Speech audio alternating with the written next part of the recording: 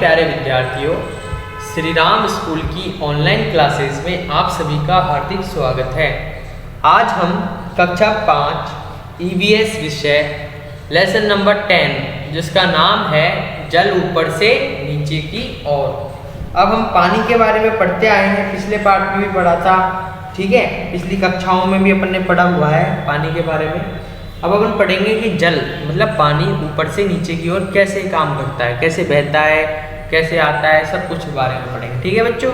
तो पढ़ना स्टार्ट करें, ध्यान से पढ़ना, बहुत ही अच्छा पाठ है। देखिए बच्चों, आप जानते हैं कि बरसात के समय झरने या नदी से पानी बहता हुआ तालाब में इकट्ठा होता है, अर्थात पानी ऊपर से नीचे की ओर बहता है। बहते पानी एवं तालाब के पानी का उपयोग हम अपने दैनिक जीवन में हर जगह करते हैं, बिल्कुल सही बात है।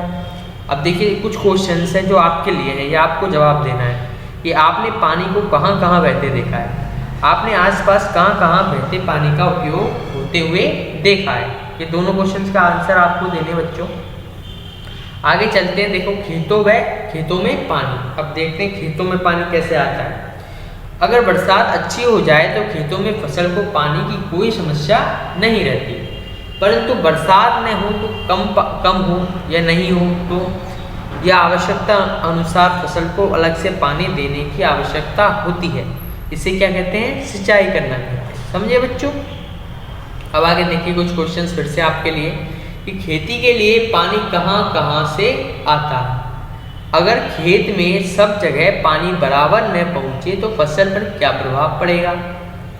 हम ऐसा क्या करें कि पूरे खेत में पानी पहुंच जाए।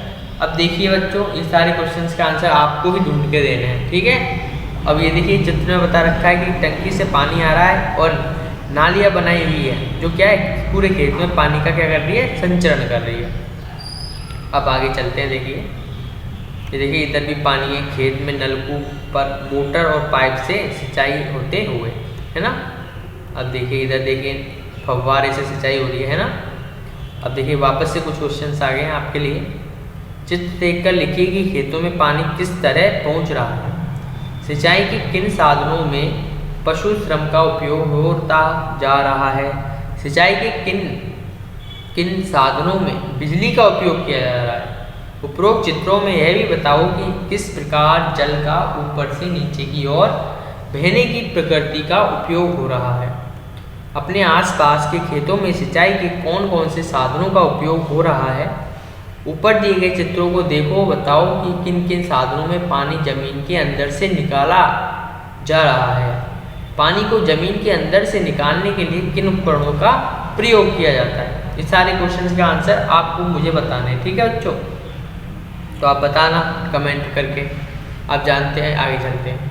हम जानते हैं कि भूमिगत जल जमीन में बहुत नीचे होता है और कुएं व बावड़ी भी गहरे होते हैं। पानी प्राप्त करने के लिए हमें कुछ उपकरणों की सहायता लेनी पड़ती है जिससे हम पानी खेतों तक पहुंचा सकते हैं। अब देखिए कहीं कम कहीं ज़्यादा। हर फसल के लिए पानी की अलग अलग मात्रा की आवश्यकता होती है। यदि किसान को इसका ज्ञान है तो पानी का समुचित उपयोग किया जा सकता है। किसी फल को ज़्यादा पानी देना पड़ता है और किसी फसल को कम। इस प्रकार पानी का अपव्यय रोका जा सकता है। चावल, गन्ना, धान की फसल को अधिक पानी की आवश्यकता होती है, जबकि मटर, चना, प्याज, ककड़ी की फसल को कम पानी की आवश्यकता होती है, ठीक है बच्चों। आई समझ में। अब देखिए कुछ क्वेश्चन वापस आपके लिए होमवर्क है। जितने क्वेश्चन दे रहा हूँ आपको ये सब आपका होमवर्क है। कौन सी फसल के लिए खेतों को पानी से भरा रखना पड़ता है। कौन सी फसल बहुत कम पानी से भी उगाई जा सकती है, मैंने बता ही दिया आपको। अब आपको इसका आंसर करने। कैसे चले रहट। अब देखिए रहट कैसे करते हैं, रहट कैसे चलते हैं। रहट एक पहिए नुमा संरचना है जो उथले कुएं या बावड़ी पर लगी होती है। इसमें पानी के कई पात्र लगे होते हैं। जब ये कुएं में पानी के अंदर पहुंचते हैं तो पात्र पानी से भर जाते हैं। बाहर आकर पात्र जब पहिए पर घूमते हुए ऊपर से नीचे मुड़ते हैं तो पानी कुएं की मुंडेर पर गिरता रहता है। यहाँ से पानी नालियों में होकर खेत में जाता है। इसे चलाने के लिए बैल का इस्तेमाल किया जाता है। यदि बैलों के चलने के मध्य स्थान पर गन्ने की मशीन लगा दे तो गन्ने का रस तथा घानी लगाने पर तेल निकाला जा सकता है। इसे कहते हैं एक पंथ दो काज, मतलब दो काम कर रहे हैं ना।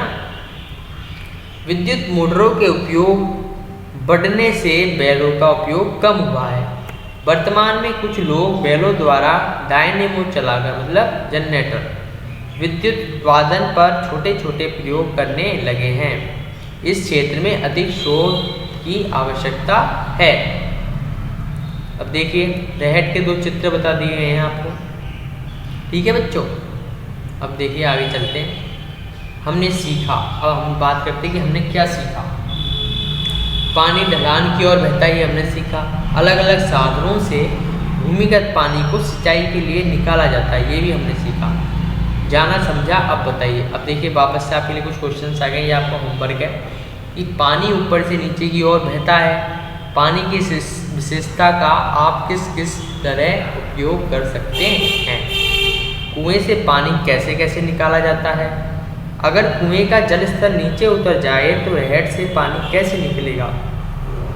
सिंचाई के कौन कौन से साधन होते हैं, ये सारी बातें आपको बतानी, ठीक है बच्चों। अब देखिए जल ही जीवन है, ये अपना मोरल है, ठीक है बच्चों। ये अपना पाठ होता है समाप्त। इसमें यदि आपको कोई भी प्रॉब्लम हो तो कमेंट बॉक्स में कमेंट कीजिए, हमारे चैनल को लाइक कीजिए, शेयर कीजिए और सब्सक्राइब कीजिए। धन्यवाद।